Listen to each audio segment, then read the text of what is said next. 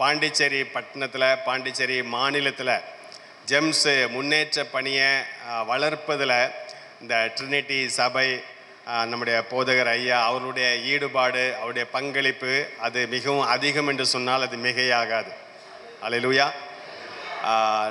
ஆரம்ப நாட்களில் பல வருஷமாக மிஷினரிகளுக்கு ஒவ்வொரு வருஷமும் கிறிஸ்மஸ் பண்டிகை வருவதும் என்று சொன்னால் இந்த ட்ரினிட்டி சபையின் மூலமாக எல்லா மிஷினரிகளுக்கும் அவர்கள் ஆடைகளை எடுத்து அனுப்புவார்கள். அப்போது எங்களுடைய வருஷம் கடைசியில் ஃபாஸ்டிங் ப்ரேயர், உபவாச கூடுகை, டிசம்பர் 27, 28, 29 அந்த நாட்களில் அந்த ஆடைகளை அவர்கள் அதை எல்லாருக்கும் கொடுக்கும்போது அப்போ நாங்கள் எல்லாம் நினச்சிருப்போம் இது வந்து ட்ரினிட்டி சபையிலேருந்து தான் வந்திருக்குது அப்படின்னு சொல்லி. அப்போ அதில் இன்னொரு காரியம் என்று சொன்னால், அதற்கு முன்பதாகவும் சரி அதற்கு பின்பதாகவும் சரி இந்த ட்ரினிட்டி சபையை தவிர வேறு யாரும் அப்படி செஞ்சதில்லை, இதை வரைக்கும் யாரும் செஞ்சதில்லை. ஆகையால் இந்த ட்ரினிட்டி சபை நான் முதல் முறை தான் இங்கே வர்றேன். பாஸ்டரை பற்றி அடிக்கடி கேள்விப்பட்டிருக்கிறேன், சில முறத்தில் தூரமாக இருந்து பார்த்துருக்குறேன், முதல் முறையாக நேருக்கு நேராக சந்திக்கிறேன். ஆனால் இந்த ட்ரினிட்டி சபையை குறித்து நாங்கள் எல்லாருமே நன்றாக அறிந்திருக்கிறோம்.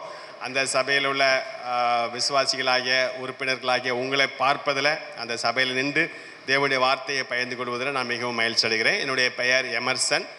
நான் 1994 பீகாரில் மிஷனரியாக கடந்து சென்றேன். நேரம் குறைவாக இருப்பதனால எல்லா சாட்சியும் சொல்ல முடியாது. என்னோடு கூட ஆர்பி தீமோத்தி என்று சொல்லி எங்கள் ஊழியத்தின் மூலமாக ரட்சிக்கப்பட்டு ஊழிய பயிற்சியை பெற்று இன்றைக்கு அங்கே P2 என்கிற ஜோனலுக்கு அவர் பொறுப்பாக இருந்த ஜோனல் சூப்பரிண்டெண்டாக இருந்து பணி செய்கிறார். ஒரு தலைவராக எங்கள் ஸ்தாபனத்தில் காணப்படுகிறார். அவரும் எங்களோடு கூட வந்திருக்கிறார். நான் கிட்டத்தட்ட ஒரு வாரமாக இந்த பாண்டிச்சேரி பகுதியில் முன்னேற்ற பணியில் ஈடுபடுவதற்காக வந்திருக்கிறோம். பாஸ்டர் ஐயா நாளைக்கு சண்டே செய்தி கொடுக்கறதுக்கு அழைத்தாங்க. ஆனால் எங்களுக்கு வேறு கமிட்மெண்ட் இருந்ததுனால வர முடியல. கர்த்தருக்கு சித்தமானால் அடுத்த முறை ஆகஸ்ட் மாதம் வரும்போது ஞாயிற்றுக்கிழமை உங்கள் மத்தியிலே வந்து என்னுடைய சாட்சியை, என்னுடைய தேவன் எப்படி எங்களை ஊழியத்தில் பயன்படுத்தினாங்கிற காரியத்தை உங்கள் மத்தியிலே நான் பகிர்ந்து கொள்ளும்படியாக விரும்புகிறேன். ஹல்லேலூயா. இந்த சிலுவை தியான கூட்டங்களில் இன்றைக்கு நாம் சிலுவையை குறித்து, இயேசு கிறிஸ்துவின் பாடு மரணங்களை குறித்து நாம் தியானிக்கும்படியாக இந்த நாட்களை தேவன் நமக்கு ஆயத்தமாக்கி கொடுத்துருக்கிறார். இது நமக்கு மிகவும் நம்முடைய ஆவிக்குரிய வாழ்க்கைக்கு மிகவும் பிரயோஜனமான ஆசீர்வாதமான ஒரு நாட்கள். ஹல்லேலூயா. இன்றைக்கி பார்த்தீங்கன்னா இன்றைக்கி நம்முடைய இந்திய திருச்சபை எப்படி காணப்படுதுன்னா, நிறையா தேவ பிள்ளைகளுக்கு ஞாயிற்றுக்கிழமை ஆராதனை போவதே ஒரு பெரிய பாடாக இருக்குது, கஷ்டமாக இருக்குது. அவைகளின் மத்தியில் இந்த 40 நாட்கள் சிலுவை தியான கூட்டத்தில் நீங்கள் பங்கு பெறுவீர்கள் என்று சொன்னால் அது நிச்சயமாகவே ஒரு பெரிய காரியம். தேவன் அதற்கான ஆசீர்வாதத்தை உங்கள் அனைவருக்கும் தருவாராக. ஹல்லேலூயா. முதலாவதாக வாசிக்கலாம் 1 கொரிந்தியர் 1:18 வாசிக்கலாம். 1 கொரிந்தியர் 1:18.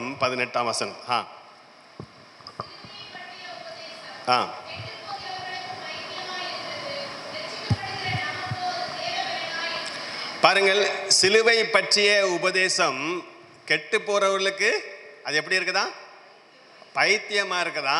ரட்சிக்கப்படுகிற நமக்கோ அது தேவ பலனாய் காணப்படுகிறது. ஹல்லேலூயா. அப்படின்னு அர்த்தம் என்ன? இந்த சிலுவையை பற்றி நாம் தியானிக்க நம்ம என்ன பண்ணுவோம்? பலன் அடைவோம். அது அப்படி தான் சொல்ல, தேவ பலனை அது உடையதாக இருக்கிறது. அப்போ நம்ம அந்த சிலுவையை குறித்து நாம் தியானிக்கும் போது, இயேசுவின் பாடு மரணங்களை தியானிக்கும் போது நாம் தேவ பலனை, புதிய பலனை ஒவ்வொரு முறையும் பெற்றுக்கொள்கிறவர்களாக இருக்கிறோம். அப்படி தான் வசனம் சொல்லுது. ஹல்லேலூயா. ஆகையால் இந்த நாட்கள் மிகவும் ஆசீர்வாதமான நாட்கள். இதற்கு நீங்கள் முக்கியத்துவம் கொடுத்து தொடர்ந்து இப்படிப்பட்ட கூடுகையிலே நீங்கள் பங்கு பெறும்படியாக உங்களை நான் வேண்டுகிறேன். இந்த நாளிலும் கூட ஐயா அவர்கள் இயேசுவின் இரத்தத்தை குறித்து பேசும்படியாக சொன்னார்கள். ஐயா கொடுக்கப்பட்ட அந்த நேரத்தை மனதில் வைத்து இயேசுவின் இரத்தத்தை குறித்து வேதத்திலிருந்து சில காரியங்களை நான் பகிர்ந்து கொள்ளும்படியாக விரும்புகிறேன். முதலாவதாக வாசிக்கலாம். எபிரேயர் 9:20 வாசிங்கள். எபிரேயர் 9:20. தேவன் உங்களுக்கு கட்டளையிட்ட உடன்படிக்கையின் இரத்தம் இதுவே என்று சொன்னான். இவ்விதமாக கூடாரத்தின் மேலும் ஆராதனைக்குரிய சகல பணி முட்டுகளின் மேலும் இரத்தத்தை தெளித்தான். நியாயப்பிரமாணத்தின்படி பாருங்க, இங்கே அந்த எபிரேயர் நிருபத்தை எழுதினவர் அந்த ஆசாரிப்பு கூடாரத்தின் காரியத்தை குறித்தும் தேவன் மோசையின் மூலமாக நியாயப்பிரமாணத்தை கொடுத்தாரே, பலிகளையும் ஆராதனையும் அவர் ஏற்படுத்தினாரே, அந்த காரியத்தை குறித்தும் அவர் அங்கே சொல்லும்போது அவர் ஒரு காரியத்தை இந்த 9ஆம் அதிகாரம் 20ஆம் வசனத்திலே சொல்லியிருப்பதை நாம் வாசிக்க கேட்டோம். அங்கே அந்த வசனமானது இவ்வாறு சொல்லுகிறது. வாசியுங்கள். 19ஆம் வசனத்திலிருந்து 19, 20ஆம் வசனத்தை வாசிங்க. எப்படி எனில், மோசே நியாயப்பிரமாணத்தின்படி சகல ஜனங்களுக்கும் எல்லா கட்டளைகளையும் சொன்ன பின்பு இளங்காளை, வெள்ளாட்டு கடா இவைகளின் இரத்தத்தை தண்ணீரோடும் சிவப்பான ஆட்டு மயிரோடும் ஈசோப்போடும் கூட எடுத்து புஸ்தகத்தின் மேலும் ஜனங்கள் எல்லார் மேலும் தெளித்து, தேவன் உங்களுக்கு கட்டளையிட்ட உடன்படிக்கையின் இரத்தம் இதுவே என்று சொன்னான். பாருங்க, அங்க தேவனிடத்திலிருந்து அந்த நியாயப்பிரமாணத்தை பெற்றுக்கொண்ட பின்பு அந்த கட்டளைகளை, நியாயப்பிரமாணங்களை வாசித்து காண்பித்த பின்பு அவன் இங்க என்ன செய்கிறான்னு சொன்னா, இளங்காலை, வெள்ளாட்டுக்கடா இவைகளின் இரத்தத்தை தண்ணீரோடு அவன் அதை எடுத்து புஸ்தகத்தின் மேல், அந்த நியாயப்பிரமாணம் எழுதின அந்த நியாயப்பிரமாண புஸ்தகத்தின் மேல் தெளித்து, தேவனுக்கு உங்களுக்கு கட்டளையிட்ட உடன்படிக்கையின் ரத்தம் இதுவே என்று சொன்னான். அல்லேலூயா, அல்லேலூயா. அப்போ நாம் என்ன அறிந்து கொள்கிறோம் என்று சொன்னால், நாம் இயேசுவின் இரத்தத்தை குறித்து நாம் தியானிக்கும் போது, இயேசுவின் இரத்தத்தை நாம் சொல்லும் போது முதலாவது நாம் அறிந்து கொள்ள வேண்டிய காரியம் என்ன? அது உடன்படிக்கையின் இரத்தம். அல்லேலூயா. மோசே நியாயப்பிரமாணத்தை கொடுக்கும் போது இஸ்ரவேல் ஜனங்களோடு அந்த ஆட்டுக்கடாக்களின் இரத்தத்தோடு கூட உடன்படிக்கையை செய்தான். தேவன் அந்த வெள்ளாட்டு கடாக்களின் இரத்தத்தோடு கூட உடன்படிக்கையை செய்து இஸ்ரவேல் ஜனங்களை குறித்து சொன்னார், இவர்கள் என் உடன்படிக்கையின் ஜனங்கள் என்று சொன்னார். Covenant people of God. இஸ்ரவேல் ஜனங்கள் உடன்படிக்கையின் ஜனங்கள் என்று சொல்லி அழைக்கப்பட்டார்கள். ஆகையால் தான் நாம் வேதத்திலே வாசிக்கிறோம். எபேசியர் 2ஆம் அதிகாரம் 13 முதல் 18 வரை உள்ள வசனத்தை வாசித்து பார்ப்பீர் என்று சொன்னால் அங்கே என்ன சொல்லப்பட்டிருக்கிறது? வாசிங்க. எபேசியர் 2ஆம் அதிகாரம் 13 முதல் 18 வரை உள்ள வசனங்கள். முன்னே தூரமாயிருந்த நீங்கள் இப்பொழுது கிறிஸ்து இயேசுவுக்குள் கிறிஸ்துவின் இரத்தத்தினாலே சமீபமானீர்கள். எப்படி எனில், அவரே நம்முடைய சமாதான காரணராகி இரு திறத்தாரையும் ஒன்றாக்கி பகையாக நின்ற பிரிவினையாகிய நடுச்சுவரை தகர்த்து சட்ட திட்டங்களாகிய நியாய பிரமாணத்தை தம்முடைய மாமிசத்தினாலே ஒழித்து இரு திறத்தாரையும் தமக்குள்ளாக ஒரே புதிய மனுஷனாக சிருஷ்டித்து இப்படி சமாதானம் பண்ணி பகையை சிலுவையினால் கொன்று அதனாலே இரு திறத்தாரையும் ஒரே சரீரமாக தேவனுக்கு ஒப்புரவாக்கினார். அல்லாமலும் அவர் வந்து தூரமாயிருந்த உங்களுக்கும் சமீபமாயிருந்த அவர்களுக்கும் சமாதானத்தை சுவிசேஷமாக அறிவித்தார். பாருங்கள், நான் சொன்னேன் இது இயேசுவின் இரத்தம் என்று சொல்லும் போது அது உடன்படிக்கையை குறிக்கிறது என்று சொன்னேன். எப்படியாக பழைய ஏற்பாட்டு காலத்திலே தேவன் இஸ்ரவேல் ஜனங்களோடு அந்த வெள்ளாட்டு கடாக்களின் இரத்தத்தோடு உடன்படிக்கை பண்ணினாரோ, அதே போல இயேசு நம்முடைய பாவங்களுக்காக சிலுவையிலே இரத்தம் சிந்தி மரித்த போது அந்த இரத்தத்தினாலே நம் ஒவ்வொருவரோடு கூட அவர் உடன்படிக்கை செய்திருக்கிறார் என்று சொல்லி நான் சொன்னேன். அல்லேலூயா. பாருங்கள், இந்த உடன்படிக்கை என்று சொல்லும் போது, கவர்னன் என்று சொல்லி ஆங்கிலத்தில் சொல்லுகிறோமே, அந்த உடன்படிக்கை என்று சொல்லும் போது அது உறவை குறிக்கிறதாய் காணப்படுகிறது. அல்லேலூயா. ஆகையால் தேவன் பழைய ஏற்பாட்டில் இஸ்ரவேல் ஜனங்களை குறித்து என்ன சொன்னாரு? இவர்கள் என்னுடைய சொந்த ஜனங்கள், நான் தெரிந்து கொள்ளப்பட்ட பூமியில் உள்ள எல்லா ஜனங்கள் ஜாதிகள் மத்தியிலே என்னால் தெரிந்து கொள்ளப்பட்ட என்னுடைய சொந்த ஜனங்கள் என்று சொல்லி அவர் சொன்னார். அல்லேலூயா. அப்போ ஏன் இந்த உடன்படிக்கை அது தேவனோடு ஒரு உறவை ஏற்படுத்தினதாய் காணப்படுகிறது. ஆகையால் இங்கே பவுல் எபேசியர் எழுதின நிருபத்தில் வாசித்தோம் அல்லவா, 13ஆம் வசனத்திலிருந்து 18ஆம் வசனம் வரைக்கும். அந்த வசனம் ஆரம்பிக்கும் போதே அது எப்படி ஆரம்பிக்கிறதுன்னு சொன்னால், முன்பே தூரமாயிருந்த நீங்கள் இப்பொழுது கிறிஸ்து இயேசுவுக்குள் கிறிஸ்துவின் இரத்தத்தினாலே சமீபமானீர்கள். அல்லேலூயா. ஒரு காலத்திலே தேவன் அல்லாதவர்களாக, தேவன் அற்றவர்களாக, அவருடைய உடன்படிக்கைக்கும் அவருடைய ஆசீர்வாதங்களுக்கும் அவருடைய வாக்கு தத்தங்களுக்கும் உடன்படாதவர்களாக புறம்பே காணப்பட்டோம். இயேசு கிறிஸ்து நம்மை தேடி இந்த பூமிக்கு வந்தார், சிலுவையிலே மரித்து நமக்கு ஒரு இரட்சிப்பை அருளி செய்தார், பாவ மன்னிப்பை அருளி செய்தார். அதோடு கூட இங்க பவுல் என்ன சொல்கிறாருன்னு சொன்னா, அந்த வசனத்தை வாஸ்தவம் அல்லவா, அவர் என்ன சொல்கிறாரு, இரு திறத்தாரையும் ஒரே சரீரமாக மாற்றி தேவனோடு கூட ஒப்புரவாக்கினாராம். அல்லேலூயா. ஏன் சொல்லுகிறார்? பாவம் மனிதனுடைய வாழ்க்கையிலே பிரவேசித்த போது, பாவம் இல்லாமல் படைக்கப்பட்ட ஆதாம் மனிதன் பாவம் செய்த போது 2 காரியம் நடைபெற்றது. ஒன்று, தேவனோடு உள்ள உறவு அது முறிக்கப்பட்டது இல்லையா, அது பிரிவுபட்டது. 2வதாக மனுஷனுக்கும் இடையே காணப்பட்ட அந்த உறவு இருக்கிறதே. ஏன்?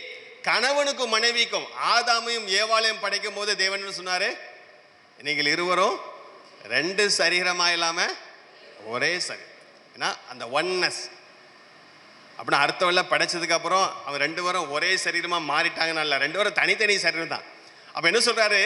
ஆனா there will be oneness among them, அவர்களுக்குள்ளதாக அந்த ஒருமனப்பாடு, ஒரே சரீரம் போல அந்த ஒருமனப்பாடு காணப்படும், ஒன்றாக செயல்படக்கூடிய தன்மை காணப்படும் என்று சொல்லி அப்படி சொன்னாரு.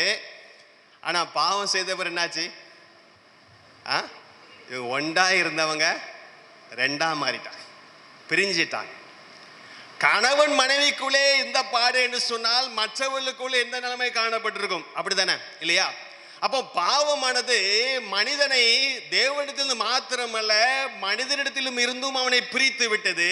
ஆனால் இங்க பவுல் சொல்றாரு, இயேசு சிலுவையிலே மரித்ததுனால நம்மை தேவனோடு ஒப்புரவாக்கினார், அந்த உறவை மீண்டும் சரி செய்தார், புதுப்பித்தார், மீண்டும் ஏற்படுத்தினார். கூடவே மனிதனுக்கும் இடையே உள்ள அந்த பிளவையும் மாற்றி, அதற்கு சுவராக தடையாக காணப்பட்ட எல்லா காரியத்தையும் மாற்றி நம்மை மனிதனோடு கூட அவர் என்ன செய்தார்? ஒப்புரவு செய்தார். ஹல்லேலூயா.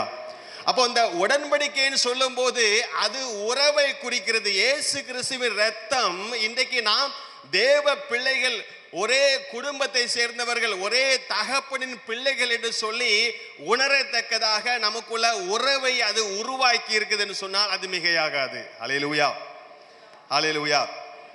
நீங்க ஒருவேளை பீஸ் சைல்டு என்று சொல்லி ஒரு கிறிஸ்டியன் மூவி இருக்குது, அதை நீங்கள் ஒருவேளை நீங்கள் கேள்விப்பட்டிருக்கலாம், ஒரு சிலர் பார்த்துருக்கலாம். ஒருவேளை பார்க்கவில்லை என்று சொன்னால் வாய்ப்பு கிடைக்கும் போது நீங்கள் பாருங்கள், யூடியூப்பில் கூட அது அவைலபிளாக இருக்குன்னு சொல்லி நான் நினைக்கிறேன். அது ஒரு உண்மை, ஒரு மிஸ்டரியினுடைய உண்மை வாழ்க்கையை ஆதாரமாக கொண்டு எடுக்கப்பட்ட ஒரு படம். அது யாருடைய வாழ்க்கையை குறித்து எடுக்கப்பட்ட படம் என்று சொன்னால், டான் ரிச்சர்ட்சன், கேரல் ரிச்சர்ட்சன் என்று சொல்லி ஒரு குடும்பம் காணப்பட்டது. அவர்கள் பாப்புவா நியூ குனியா அந்த தீவுக்கு சென்று காட்டு மிராண்டிகள் போல் வாழ்ந்த, மனிதர்களை கொண்டு சாப்பிடக்கூடிய நரபட்சிகளாக காணப்பட்ட அந்த ஜனங்கள் மத்தியிலே ஊழியம் செய்ய முடியாத அவர் கடந்து போனார். அங்கே தங்கியிருந்து கொஞ்சம் கொஞ்சமாக அவருடைய பாஷையை கற்று சுவிசேஷத்தை அறிவிக்க ஆரம்பித்தார். அப்போ அவர் என்ன சொன்னார்? இயேசு தேவனுடைய குமாரனாக இந்த பூமிக்கு வந்தார். யூதாஸ் காரியோத் அவனை என்ன பண்ணா? காட்டி கொடுத்து சிலுவையில் கொல்லுவதற்கு காரணமாய் மாறினான்னு சொல்லும் போது அவர் ரொம்ப கை தட்டி யூதாஸ் காரியத்தை பாராட்டினார்களாம்.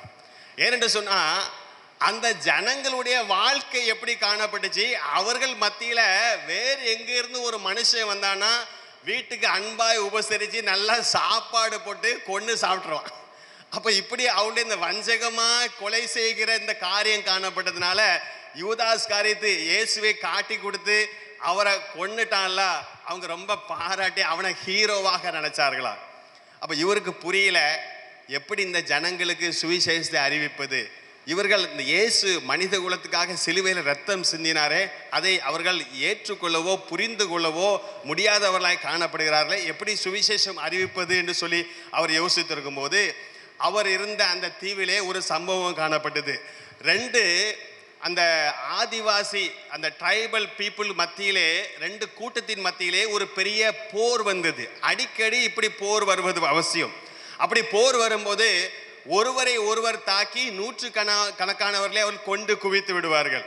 இப்படி அடிக்கடி நடந்து கொண்டே வந்தது.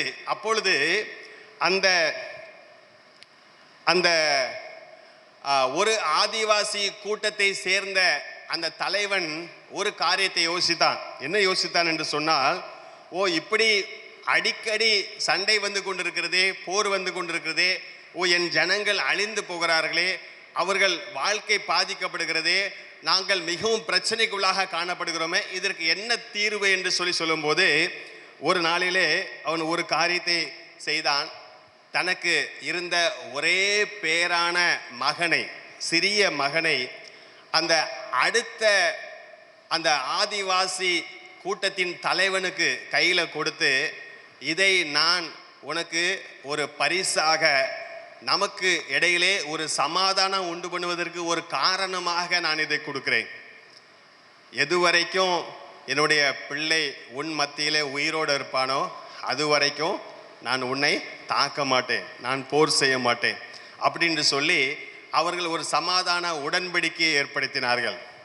அப்போ இதை கேள்விப்பட்ட போது இதை உபயோகித்து அவர் என்ன சொன்னார், தேவனுக்கும் மனுஷனுக்கும் ஒரு பகை உண்டானது, தேவனுக்கும் மனுஷனுக்கும் இடையே ஒரு பகைமை காணப்பட்டது.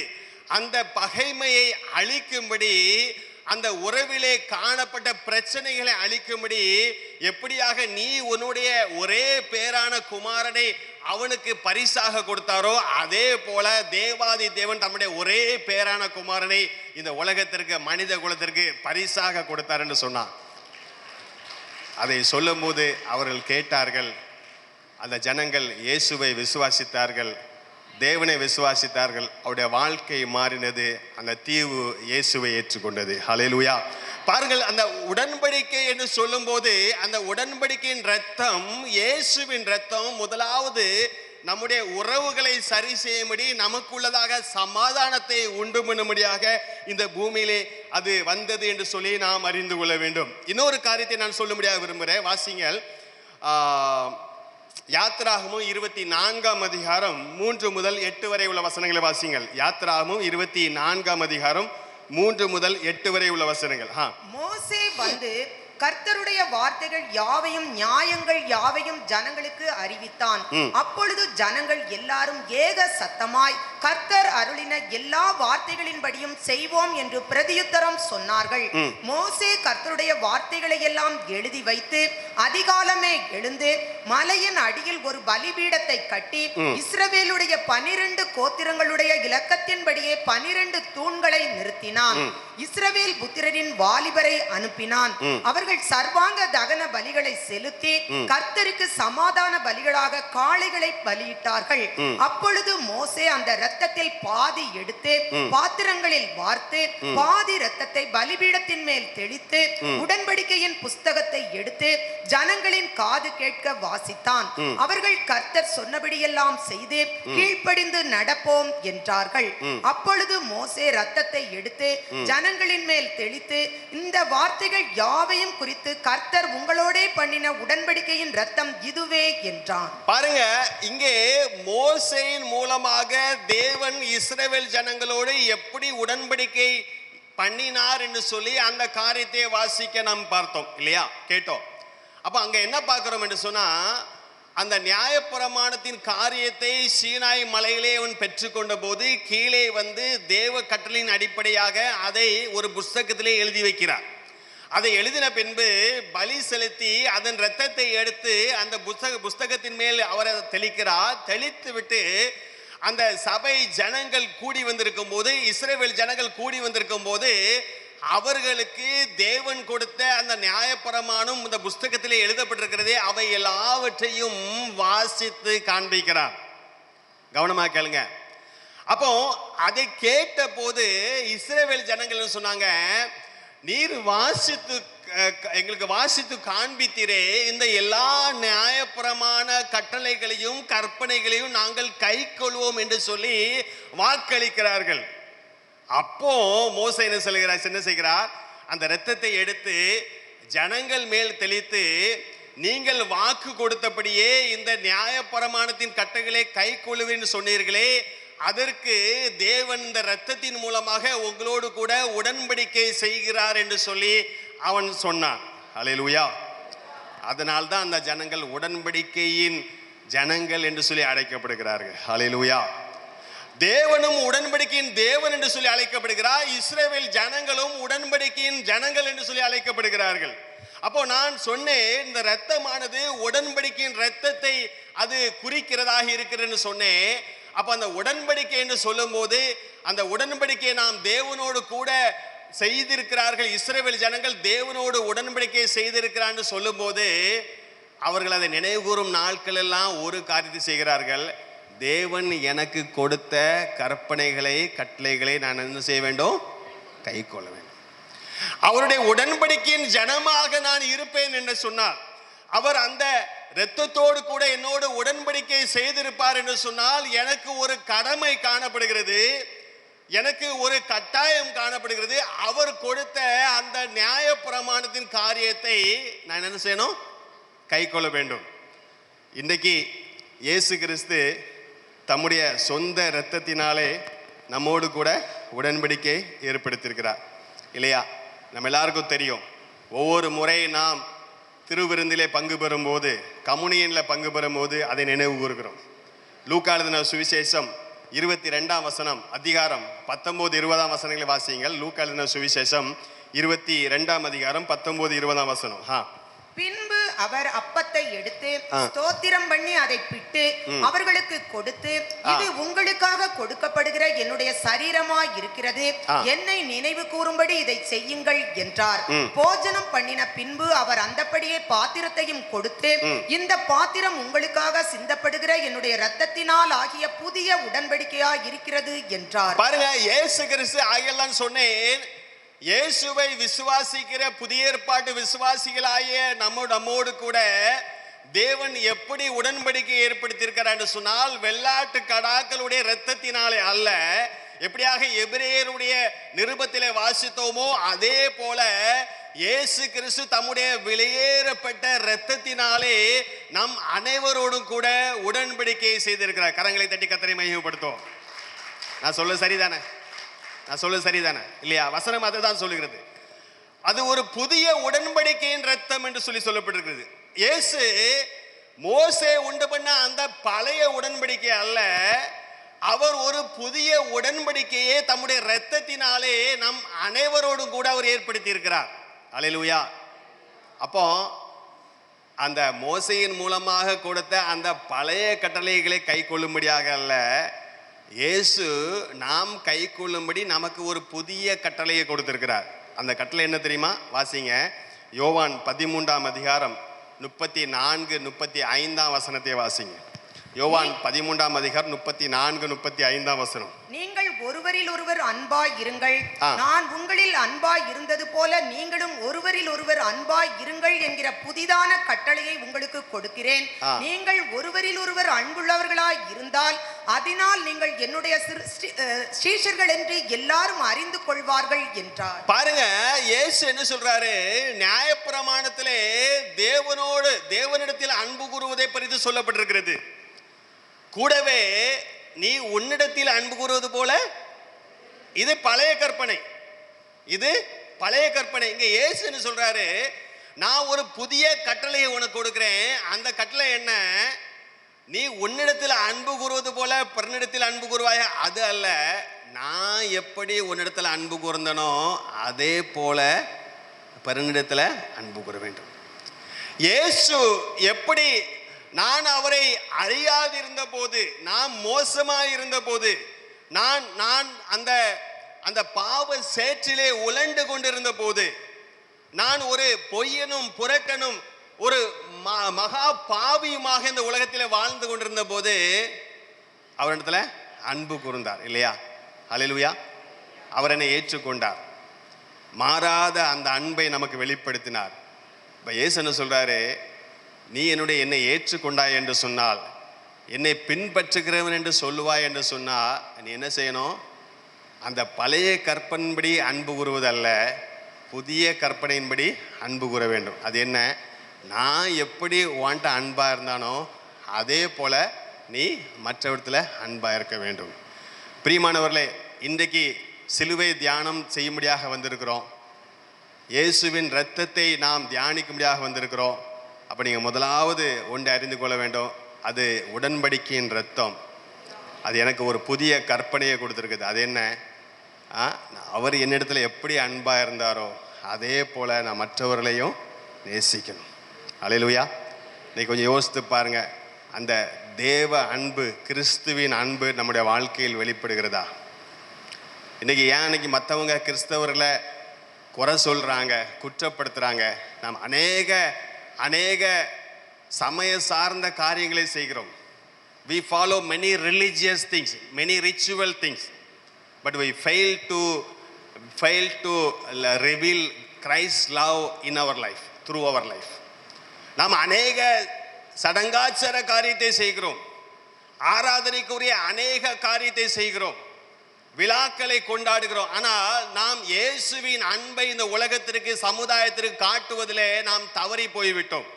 இன்றைக்கு நாம் சிலுவை தியானம்னு சொல்லும் போதே அவர் நம்ம இடத்துல அன்பு கூர்ந்து தம்முடைய குமாரனை கொடுத்த அந்த அன்பை தியானிக்கிறோம். அந்த அன்பை வெளிப்படுத்த தேவன் கிருபை செய்வார். இரண்டாவதாக, இயேசுவின் இரத்தத்தை குறித்து நான் இன்னொரு காரியத்தை உங்கள் மத்தியிலே காட்டி கொடுக்க முடியாது விரும்புகிறேன். வாசிங்கள் எபிரேயர் 11ஆம் அதிகாரம் 28ஆம் வசனத்தை வாசிங்கள். எபிரேயர் 11ஆம் அதிகாரம் 28ஆம் வசனம்.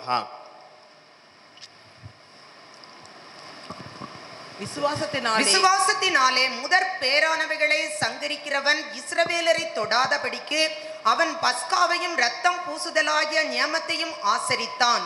விசுவாசத்தினாலே அவர்கள் சிவந்த போதும். 18ஆம் வசனம் மாத்திரம் இல்லையா? அப்போ இங்கே நாம் என்ன 28ஆம் வசனம் என்ன வாசிக்கிறோம்? விசுவாசத்தினாலே முதற் பேரானவைகளை சங்கரிக்கிறவன் இஸ்ரவேலர் தொடாதபடிக்கு அவன் பஸ்காவையும் இரத்த பூசுதலாகிய நியமத்தையும் ஆசரித்தான் இல்லையா?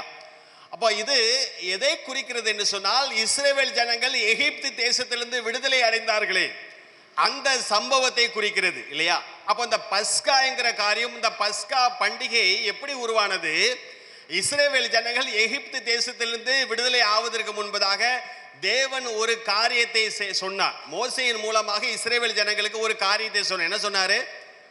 ஒவ்வொருத்தரும் அவன் குடும்பத்தில் ஒரு ஆட்டுக்கடாவது வெள்ளாட்டுக்கடாவது எடுத்துக்கொள்ளணும். அதை பலி செலுத்தி அந்த இரத்தத்தை வீட்டு வாசலில் பூசிக்கொள்ளணும். அங்கேதான் சொல்லப்பட்டிருக்குது. என்ன சொல்லப்பட்டிருக்கு? பஸ்காவை ஆசரிப்பது ரத்தம் பூசுதலுக்குன்னு சொல்லிட்டு இல்லையா?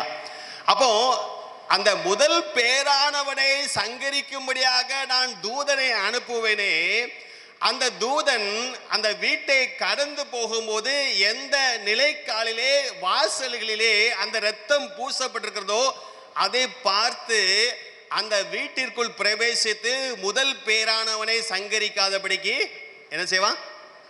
கடந்து போவான். அதுக்கு பஸ்கா பண்டிகைக்கு இன்னொரு பேர் பாஸ் ஓவர் ஃபெஸ்டிவல். ஏன் பாஸ் ஓவர் ஃபெஸ்டிவல்னா தூதன் கடந்து போவான். அல்லேலூயா.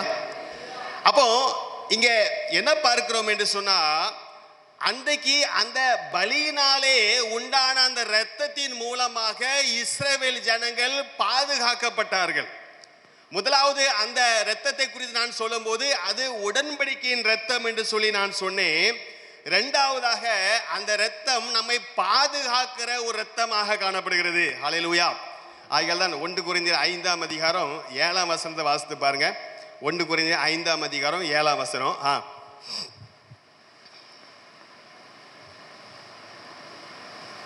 ஆகையால் நீங்கள் புளிப்பில்லாதவர்களாய் இருக்கிறபடியே புதிதாய் பிசைந்த மாவாய் இருக்கும்படிக்கு பழைய புளித்த மாவை புறம்பே கழித்து போடுங்கள். ஏனெனில் நம்முடைய பஸ்காவாகிய கிறிஸ்து நமக்காக பலியிடப்பட்டிருக்கிறாரே. பாருங்க, நான் அதுக்கு முதற் பகுதியில் உள்ள அந்த காரியத்தை குறித்து நான் பேச விரும்பல. அது வேற கான்டெக்ஸ்ட் எழுதப்பட்டிருக்குது. பவுல் என்ன சொல்றாரு? நமது பஸ்காவாகிய கிறிஸ்து பலியிடப்பட்டிருக்கிறாரே. அல்லேலூயா. ஏன் இயேசு கிறிஸ்து தம்மை பலியாக செலுத்தினாரே, அந்த பலியை பஸ்கா பலியோடு கூட அவர் ஒப்பிடுகிறார். ஒன்று, இயேசுவும் அந்த பஸ்கா அண்டைக்கு எப்படி அந்த பலி செலுத்தப்பட்டதோ அதே நாளிலே இவர் பலியாக செலுத்தப்பட்டார். ஒன்று. ரெண்டாவது காரணம் என்ன, பவுல் என்ன சொல்ல விரும்புகிறார், அந்த பஸ்கா பலி எப்படி இஸ்ரவேல் ஜனங்களுக்கு விடுதலையை கொடுத்ததோ, எப்படி இஸ்ரவேல் ஜனங்களுக்கு பாதுகாப்பை கொடுத்ததோ, அதே போல இயேசு தம்மை பலியாக செலுத்தினதுனால அந்த இரத்தம் நமக்கு பாவத்திலிருந்து விடுதலையை மாத்திரம் இல்லை, நமக்கு தொடர்ந்து பாதுகாப்பையும் கட்டளைகள் கொடுக்கிறது. அல்லேலூயா, அல்லேலூயா. சரியா? அப்போ அந்த இரத்தமானது நாம் அந்த இரத்தத்திற்குள் இருக்கும்போது, அந்த இரத்தத்தின் மூலமாக தேவனோடு உடன்படிக்கை செய்யும் போது, அந்த இரத்தமானது, அந்த உடன்படிக்கையானது நம்மை பாதுகாக்கிறதாய் காணப்படுகிறது. ஒரு உதாரணத்தை நான் சொல்ல விரும்புகிறேன். இப்போ சமீப காலமாக இஸ்ரேல் தேசத்திற்கும் ஹமாஸ் தீவிரவாதிகளுக்கும் அங்கே அந்த அந்த இது நடந்துச்சு இல்லையா, போராட்டம் இன்னும் நடந்து கொண்டு தான் இருக்குது இல்லையா, அந்த காசா ஸ்ட்ரிப்பில் நடந்து கொண்டு இருக்குது. அப்போ அந்த இஸ்ரேல் ஜனங்களை ஹமாஸ் தீவிரவாதிகள் தாக்கின உடனே இஸ்ரேல் தேசமானது, இராணுவ வீரர்களானது ஹமாஸ் தீவிரவாதிகளை தாக்க வேண்டிய, பதிலடி கொடுக்க வேண்டிய ஒரு கட்டாயம் ஏற்பட்டது. அப்போ நிறைய பிரச்சனைகள் வந்துச்சு. அமெரிக்கா ஒரு காரியம் சொல்லிச்சு. என்ன சொல்லிச்சுன்னா, நான் என்ன நடந்தாலும் நான் எப்போது யார் கூட தான் இருப்பேன், இஸ்ரேல் கூட தான் இருப்பேன். நான் அவனுடைய பாதுகாவலுக்காக எந்த சூழ்நிலையிலும், எந்த அரசாங்கம் காணப்பட்டாலும், யார் ஆட்சி செய்தாலும், யார் அவனுக்கு விரோதமாக வந்தாலும் நான் அவர்களை பாதுகாக்கும்படி அவர்களோடு கூட இருப்பேன். ஏன் சொன்னா தெரியுமா? ஏன்னா பல வருஷங்களுக்கு முன்பதாக இஸ்ரேல் தேசத்திற்கும் அமெரிக்கா தேசத்திற்கும் ஒரு உடன்படிக்கை ஏற்பட்டிருக்கு. ஒரு உடன்படிக்கை ஏற்பட்டிருக்கு. அந்த உடன்படிக்கையின்படி அமெரிக்கா என்ன சொன்னிச்சு, இஸ்ரேல் தேசம் மிகவும் சிறிய ஒரு தேசம் என்பது நமக்காக தெரியும், கொஞ்சம் ஜனத்தொகை தான் காணப்படுறாங்க. அமெரிக்கா என்ன சொல்லிச்சுன்னா, நான் வாழ்நாள் முழுவதும் உனக்கு பக்க பலமாக, உனக்கு துணையாக, பாதுகாவலாக உன்னோடு கூட இருப்பேன். அல்லேலூயா. பாருங்க, ஒரு மனுஷன், பூமியில் உள்ள ஒரு அதிகாரி தான் ஏற்படுத்தின உடன்படிக்கைக்கு உண்மையாக இருந்து வாழ்நாள் முழுவதும் நான் பாதுகாப்பேன்னு சொல்லி அதை நிறைவேற்றுவேன் என்று சொன்னால், நம்முடைய பிதாவாகிய தேவன் தம்முடைய ஒரே பேரான குமாரனாகிய இயேசு கிறிஸ்துவின் இரத்தத்தோடு கூட நம்மோட உடன்படிக்கை செய்திருக்கிறாரே, அப்போ அவர் நம்ம பாதுகாக்க மாட்டாரா? அல்லேலூயா. அந்த இரத்தம் நம்மை விடுதலையாக்குவது மாத்திரமல்ல, நம்மை பாதுகாக்கிறதாகவும் இருக்கிறது இல்லையா? ஆகையால் தான் ஃபாதர் பெர்க்மான்ஸ் ஒரு அழகான ஒரு பாடலை எழுதியிருக்கிறாங்க. ஒரு கவியை பாடிவிட்டு இன்னொரு காரியத்தை நான் பகிர்ந்து கொண்டு நான் முடிக்க முடிய விரும்புகிறேன். இரத்த கோட்டைக்குள்ளே நான் நுழைந்து விட்டேன், இனி எதுவும் அணுகாது, எந்த தீங்கும் தீண்டாது. இரத்த கோட்டைக்குள்ளே நான் நுழைந்து விட்டேன், இனி எதுவும் அணுகாது, எந்த தீங்கும் தீண்டாது. இரத்த கோட்டைக்குள்ளே நான் நுழைந்து விட்டேன், இனி எதுவும் அணுகாது, எந்த தீங்கும் தீண்டாது. நேசரின் இரத்தம் என் மேலே நெருங்காது சாத்தான், நேசரின் இரத்தம் என் மேலே நெருங்காது சாத்தான். பாசம சிலுவையில் பலியானார், பாவத்தை வென்று விட்டார். பாசம சிலுவையில் பலியானார், பாவத்தை வென்று விட்டார். இரத்த கோட்டைக்குள்ளே நான் நுழைந்து விட்டு, இனி எதுவும் அணுகாது, எந்த தீங்கும் தீண்டாது.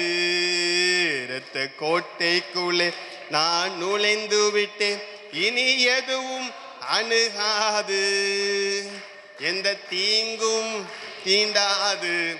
அப்ப அந்த இயேசுவின் ரத்தம் முதலாவது அது உடன்படிக்கையின் ரத்தம் என்று சொன்னேன். இரண்டாவது அது என்னை பாதுகாக்கிற ரத்தமாக காணப்படுகிறது. மூன்றாவது ஒரு காரியத்தை நான் சொல்லி முடிக்க முடியாது விரும்புகிறேன். வாசிங்க எபிரேயர் 9 அதிகாரம் 13, 14 வசனத்தை வாசிங்க. எபிரேயர் 9 அதிகாரம் 13 மற்றும் 14 வசனங்கள்.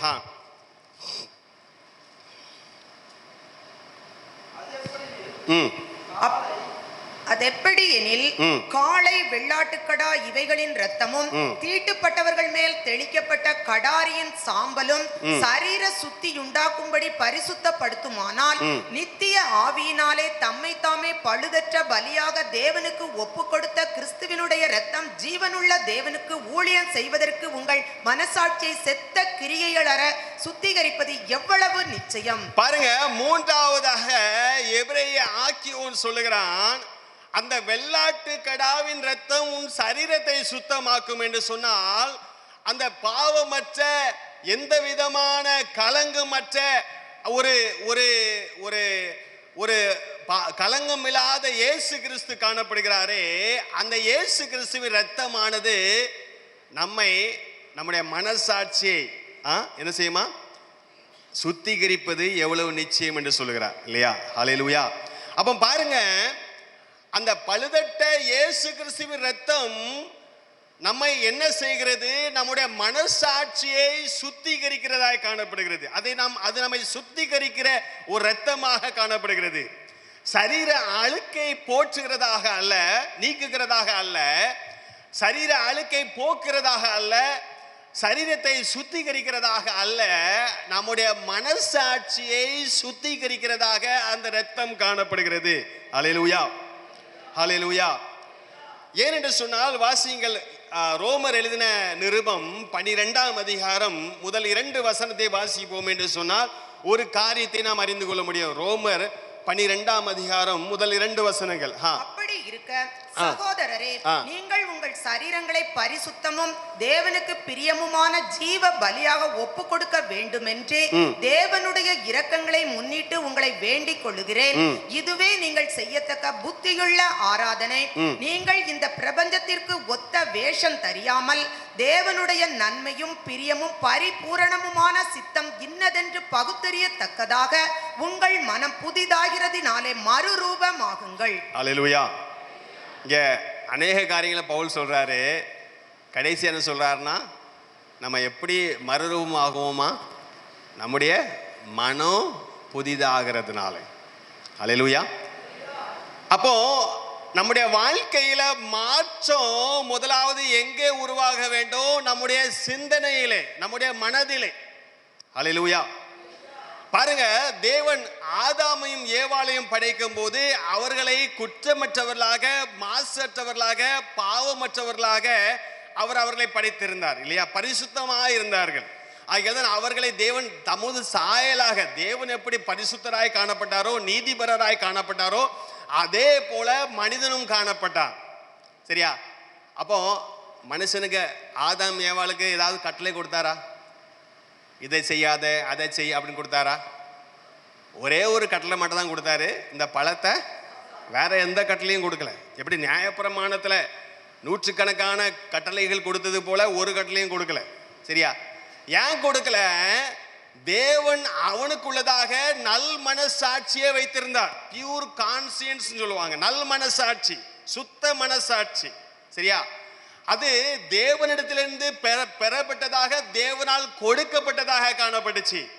அப்போ ஆண்டவருக்கு தெரியும், நான் அந்த மனசாட்சியை அவனுக்கு கொடுத்துருக்கிறேன். எப்படியாக ஒரு கம்ப்யூட்டரில் சாஃப்ட்வேர் பில்ட் பண்ணியிருக்காங்கல்ல, அப்போ அந்த சாஃப்ட்வேர் இருக்கும்போது அது அதை செயல்படுத்தும். அப்போ ஆண்டவர் சொன்னார், இவனுக்குள்ள நான் என்ன வச்சிருக்கேன்? என்னுடைய சாஃப்ட்வேரை வச்சிருக்கிறேன், என்னுடைய மனசாட்சியை வச்சிருக்கிறேன். அது அவனை இயக்கும், அது அவனை சரியான காரியத்தை தெரிந்து கொள்ள உதவி செய்யும், அது அவனை சரியான வழியில் நடப்பதற்கு உதவி செய்யும் என்று சொல்லிதான் மற்ற கட்டளைகள் எதுவுமே கொடுக்காதபடிக்கு முழு சுதந்திரத்தையும் கொடுத்திருந்தார். அல்லேலூயா. பாருங்கள், மனிதன் சாத்தானால் வஞ்சிக்கப்பட்டு பாவம் செய்த போது அவனுடைய மனசாட்சி பாதிக்கப்பட்டது, கரைப்பட்டது இல்லையா? தேவன் சொன்னாரு, இந்த பழத்தை சாப்பிட்றதுனால நீ சாவாய். ஆனா அவன் சாகல. ஆதாம் 930 வருஷம் ஜீவித்தான். அப்போ அது சரீர பிரகாரமான மரணத்தை குறித்து சொல்லலை.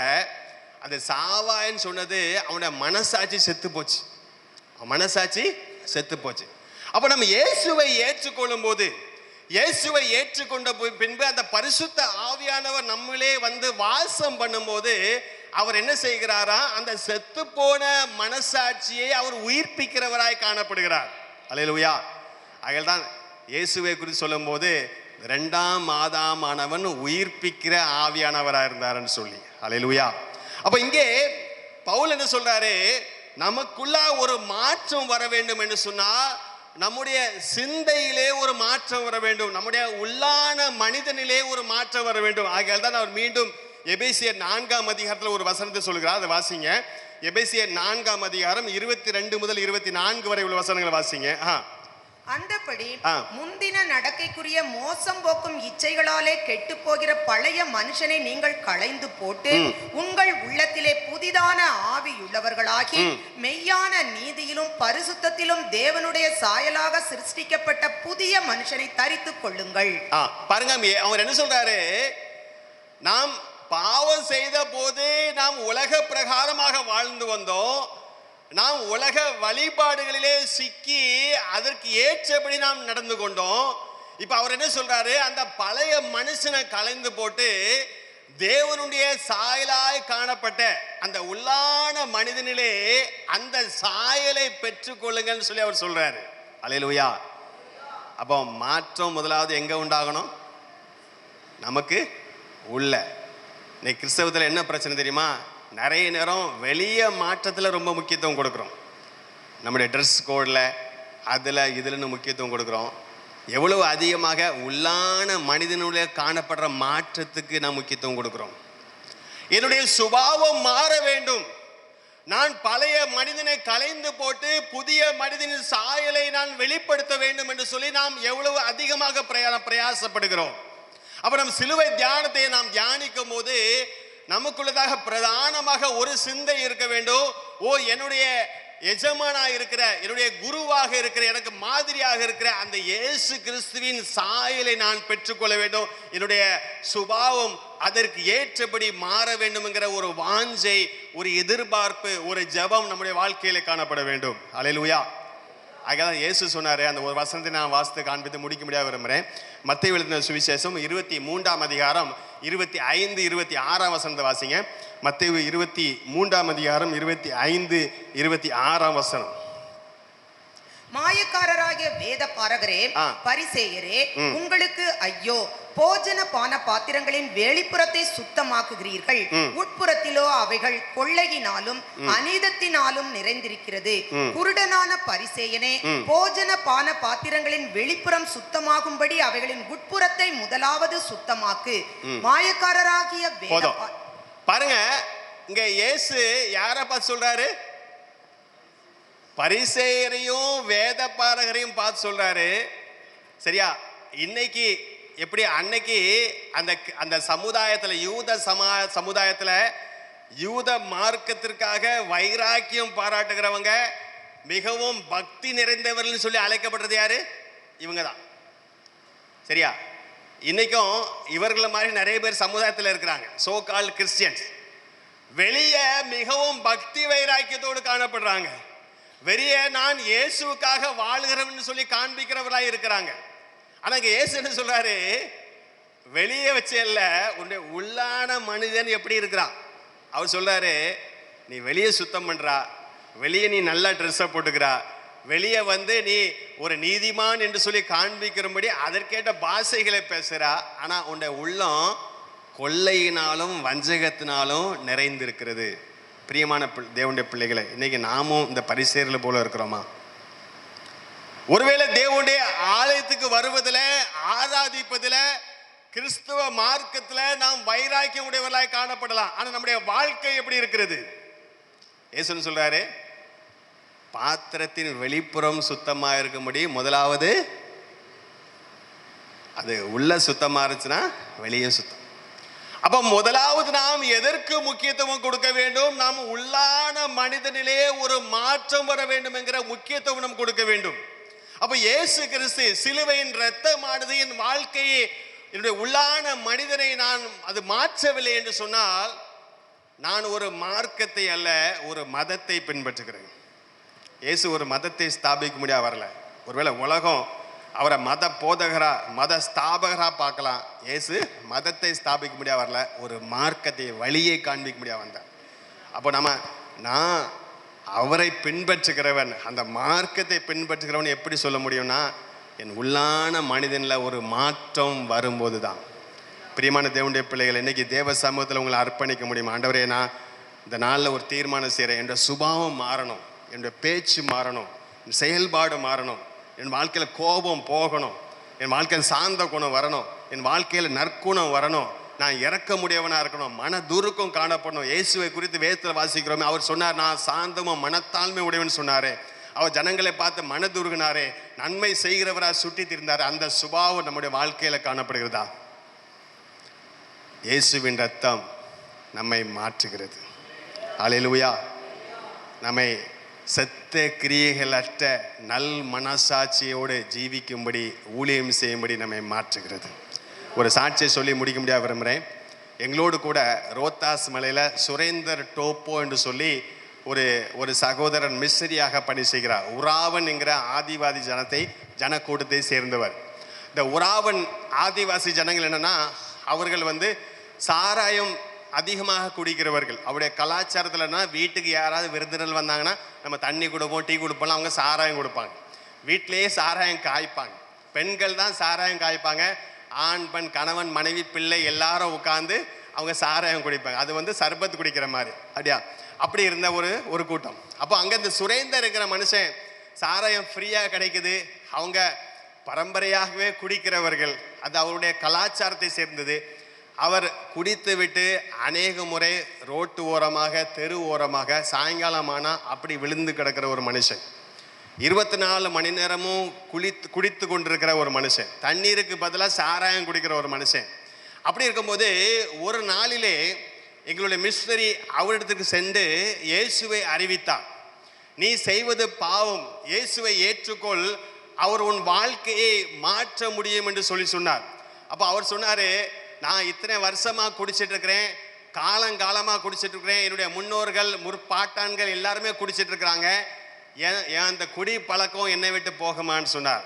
அவர் சொன்னார், இயேசுவை விசுவாசி, இயேசு உனக்கு விடுதலையை கொடுப்பார், மாற்றத்தை கொடுப்பார். அவன் இயேசுவை விசுவாசிக்க ஆரம்பித்தான். ஆலயத்திற்கு சென்று அவரை ஆராதிக்க ஆரம்பித்தான்.